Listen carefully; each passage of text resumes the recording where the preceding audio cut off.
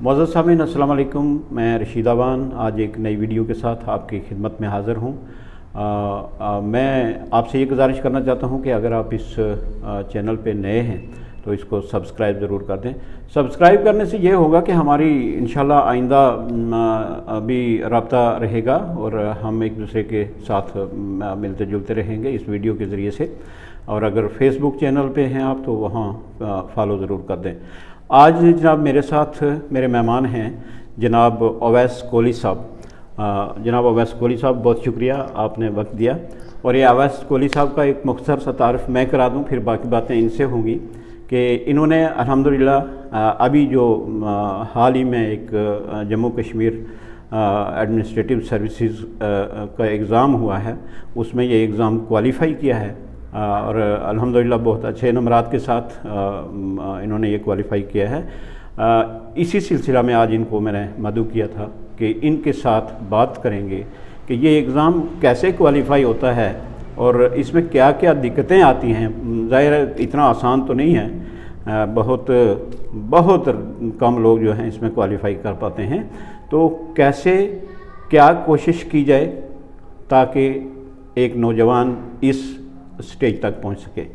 जनाब अवैस साहब, आपका पहले मैं जानना चाहूँगा आपका ताल्लुक़ किस जगह से है?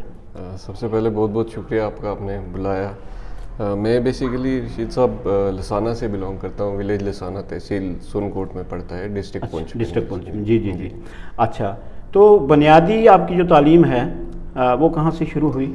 जी, मेरी इनिशियल जो एजुकेशन थी ये पुंछ से ही हुई थी। क्राई स्कूल पुंछ नाम का एक स्कूल है वहाँ से स्टार्ट किया था मैंने। अच्छा जी जी। तो लसाना आपने बताया अपना गांव, क्राई स्कूल पुंछ, मुझे लगता है कम से कम 20 किलोमीटर का सफ़र तो तय करना पड़ता होगा। जी, जी। तो मतलब आप लसाना से अप डाउन करते थे या पुंछ में ही कहीं रिहाइश रखी थी? नहीं, हमने जब स्कूलिंग स्टार्ट की तो वालिद साहब ने पुंछ में ही रिहाइश ली थी एक। अच्छा। वहाँ पर रेंटल अकोमोडेशन, तो फिर वहीं से स्कूल वगैरह वहीं से जाते थे। ये मानो कि वालिद साहब का ड्रीम उसी दिन से था कि बच्चे ऐसे स्कूल में जाएं जहाँ से वो एडमिनिस्ट्रेटिव किसी एग्ज़ाम में क्वालिफाई कर पाएँ। तो अल्लाह का शुक्र कि आपने वो करके दिखाया। अच्छा, तो कितने तक वहाँ की तालीम थी क्राई स्कूल की? किस क्लास तक? जनाब 8th स्टैंडर्ड तक मैंने क्राई स्कूल में ही पढ़ा था। अच्छा। तो उसके बाद मैं कुछ अर्सा श्रीनगर चला गया था अपने रिलेटिव्स के पास, वहाँ पर कुछ साल रहा था।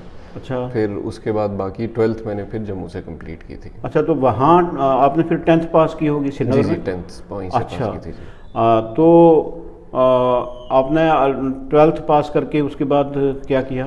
12th के बाद ना मैंने बीटेक किया दिल्ली से, इंद्रप्रस्थ यूनिवर्सिटी है वहाँ से कंप्लीट किया। अच्छा। तो उसके बाद ही मैं अपनी तैयारी में उसके बाद लग गया था। अच्छा अच्छा, तो कितनी बार कोशिश की आपने ये केएस एग्ज़ाम के लिए?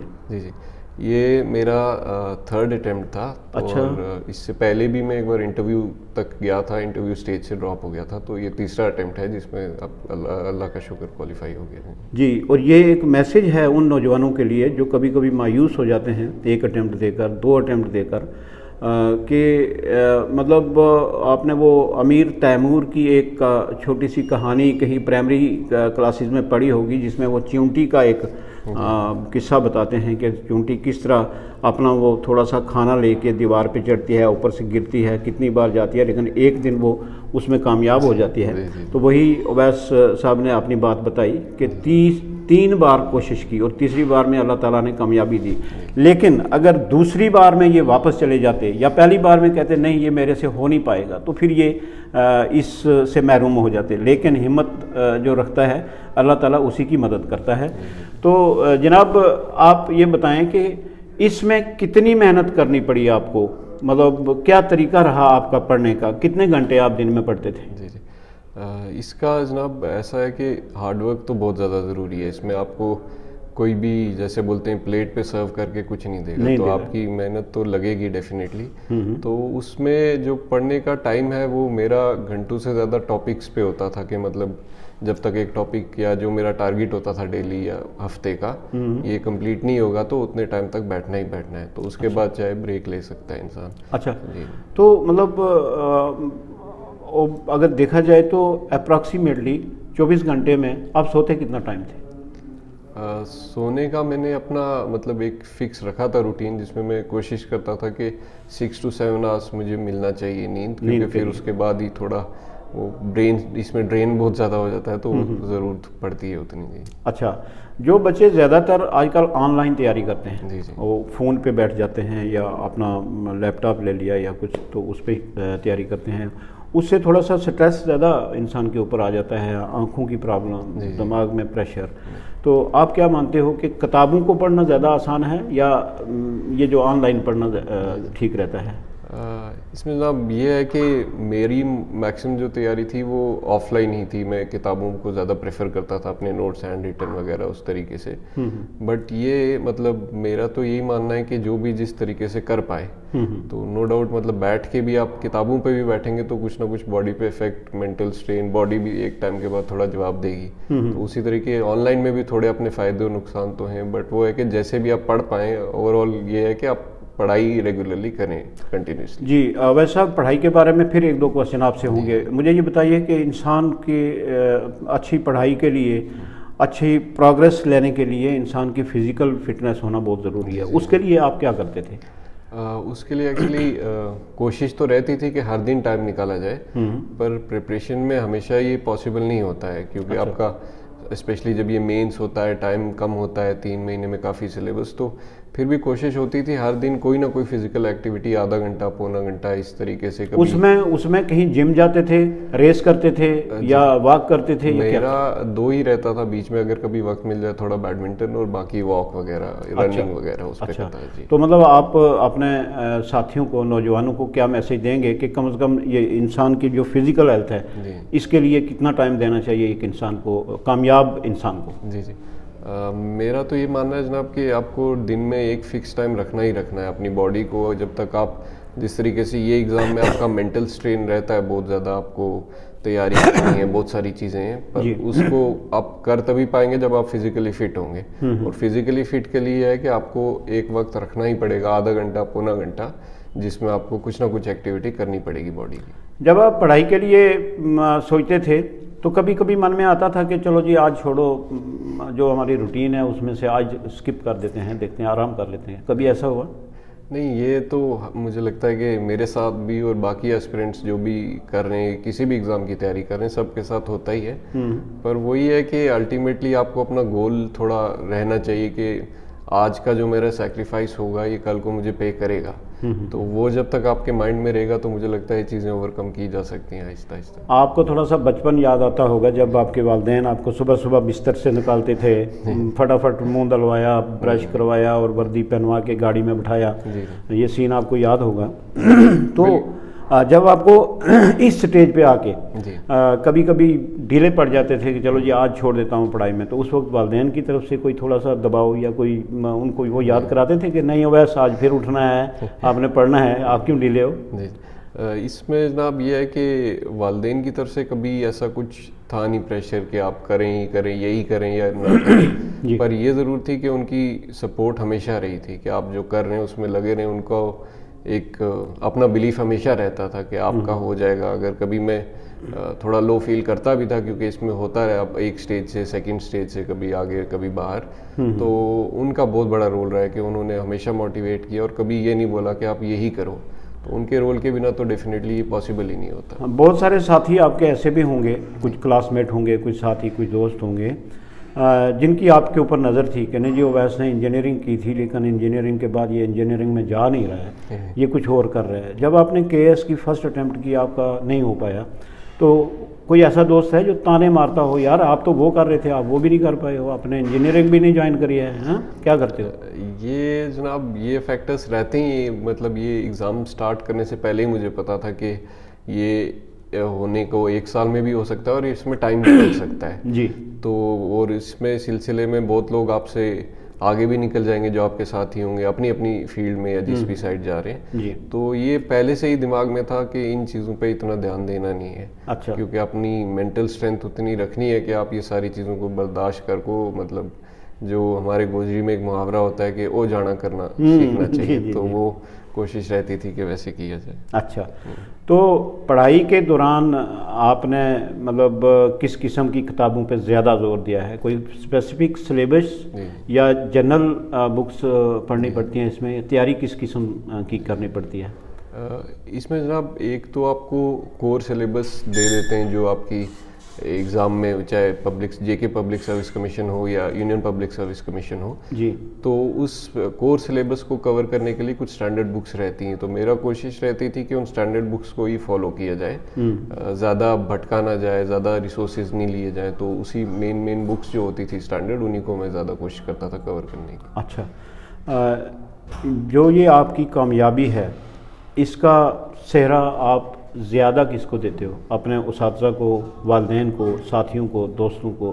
बहरहाल कहीं ना कहीं तो इसका जाता है। जी जी, अब इसमें यह है कि मेरा पर्सनली ये मानना है कि कोई भी एस्पिरेंट हो, चाहे वो अभी तैयारी कर रहा है या तैयारी कर चुका है, सेलेक्ट हो चुका है, उसके अकेले की जर्नी नहीं है कभी भी, क्योंकि ये थोड़ा सा स्ट्रेनिंग प्रोसेस रहता है बहुत ज़्यादा, तो उसमें हर एक का बहुत ज़्यादा रोल रहता है। तो मेरे जर्नी में मैं डेफिनेटली सबसे पहले तो अपने वालिदैन का ही बोलूँगा जी, कि मेरी पूरी जर्नी में इतने बार बार ड्रॉबैक्स आ रहे थे या फेलियर या किसी भी तरीके का सेटबैक आता था, तो वो हमेशा सपोर्ट करते थे। तो पहले तो वालिदैन रहेंगे, उसके बाद सबसे अहम रोल मेरे लेट मैटरनल ग्रैंडफादर, मेरे नाना जनाब MY कोहली साहब, मोहम्मद यूसुफ कोहली जी, उनका, क्योंकि जब भी हम छोटे थे तो वहाँ हमारे आसपास इलाके में, पूरे डिस्ट्रिक्ट में या उसके बाद भी हम हमेशा सुनते रहते थे कि वो कितने एबल एडमिनिस्ट्रेटर थे, कितने इंटेलिजेंट थे और अपनी लोगों की कितनी ज़्यादा मदद कर पाए थे इस सर्विस के ही थ्रू। तो वहाँ से इनिशियली एक आइडिया लगा था कि ये ऐसी सर्विस है जिसमें जाके आप मदद कर सकते हैं या आप कुछ इम्पैक्ट क्रिएट कर सकते हैं सोसाइटी में। तो वो एक स्टार्टिंग में बहुत बड़ा रोल था। उसके बाद लेटर स्टेजेस में हमारे यहाँ के कुछ ऑफिसर्स थे जो सेलेक्ट हैं, अभी सर्विसेज में ही हैं, जैसे कमर चौधरी साहब हैं, वो IAS हैं इस टाइम पे, इरफान हफीज़ साहब हैं जो जिनने क्लियर किया था एग्ज़ाम। तो इन सब का बहुत ज़्यादा रोल रहा कि ये हमारे लिए एक मोटिवेशन बने कि अगर ये लोग कर रहे हैं तो देयर इज़ अ पॉसिबिलिटी कि हम लोग भी अगर मेहनत करें तो शायद हो जाए। तो इन लोगों का बहुत ज़्यादा रोल रहा था। जी। उसके बाद मेरे उस्ताद हैं जितने भी, चाहे क्राई स्कूल से स्टार्ट किया था उन्होंने ही हमारा ये बेस और ये सब बनाया, उसके बाद हम आगे मूव कर पाए। तो उसके साथ साथ जो मेरे दोस्त थे हमेशा से जर्नी के बीच में, एस्पिरेंट भी थे, तो हमारे रिश्तेदार भी हैं कुछ जिनने क्वालिफाई किया था, वो भी हमें हमेशा सपोर्ट करते रहते थे, हमें मोटिवेट करते थे, तो उनका भी बहुत ज़्यादा रोल रहा। क्राइस्ट स्कूल के जो उसातिज़ा 8वीं क्लास तक आपने वहाँ पढ़ा है, वहाँ जो उसातिज़ा रहे वाकई बड़े मेहनती, बड़े उस स्कूल के रिज़ल्ट और उसकी जो प्रोग्रेस है वो खुद बताती है कि वो उसातिज़ा कितने मेहनत करते थे। उनमें से कोई ख़ास नाम याद है आपको? जी हाँ, ऐसे तो हमारे जो प्रिंसिपल होते थे, अभी उनका इंतकाल हो चुका है, फादर जोसेफ जिनने स्टार्ट किया था। उसके बाद जो दूसरे प्रिंसिपल आए थे फादर मैथ्यू, उनका काफ़ी रोल रहा था। हमारे एक अभी भी वहाँ पर एक प्रिंसिपल, वाइस प्रिंसिपल है मेरे, जितना मुझे याद आ रहा है, राजू सर नाम करके हैं। तो उनका बहुत ही हम पे मतलब काफ़ी ज़्यादा, अमित सर करके हैं, अभी वो शायद क्राइस्ट छोड़ चुके हैं, बट उन लोगों का काफ़ी ज़्यादा रोल रहा है हमारी इस जर्नी में। अच्छे उस्ताद को अपना शागिर्द कभी मेरे ख्याल में ज़िंदगी भर भूलता नहीं है। जी बिल्कुल। तो अब अल्हम्दुलिल्लाह आप क्वालिफाई कर चुके हैं, आप इस वक्त एक KS ऑफिसर बन चुके हैं अल्हम्दुलिल्लाह। अब आपके सामने बहुत से डिपार्टमेंट हैं। जी। ये तो आपको पता होगा कि ये 71 जो वैकेंसीज थी, इसमें कितने पुलिस के हैं, कितने रेवेन्यू के हैं, कितने अकाउंट्स के हैं, ये आपको ज़्यादा पता होगा। लेकिन आपका ज़ाती इंटरेस्ट किस में है? पुलिस में या रेवेन्यू में, एडमिनिस्ट्रेशन में, कहाँ? इसमें जनाब ऐसा मेरा मतलब एडमिनिस्ट्रेशन या पुलिस दोनों ही मेरे लिए इक्वली मतलब इंटरेस्ट है, दोनों में इक्वली इंटरेस्ट है। तो जो भी मेरी किस्मत में होता है तो अकाउंट्स नहीं है? अकाउंट्स भी है, ऐसा तो नहीं, पर ज़्यादा इनमें यही है कि ज़्यादा प्रेफर्ड में यही रखूँगा एडमिनिस्ट्रेशन। आखिर में एक मैसेज हमसे लेना चाहेंगे आपसे, आपने उन लोगों के लिए जो अभी इस तगोदो में लगे हैं, इस कोशिश में हैं कि हम KS कर लें, IAS कर लें, क्या मैसेज देंगे उनको? क्या किया जाए कि आपको इसमें क्वालिफाई हो पाएँ? सभी जो कोशिश कर रहा है उसके लिए मेरे 2-3 ही मेन मैसेज रहेंगे।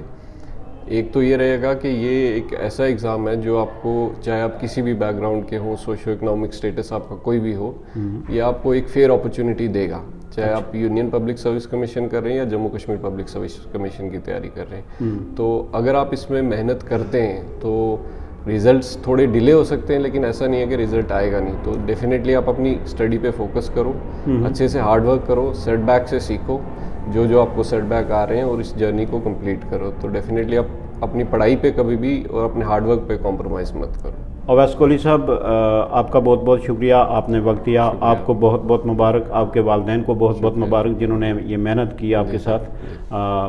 वक्त देने के लिए शुक्रिया। Thank you.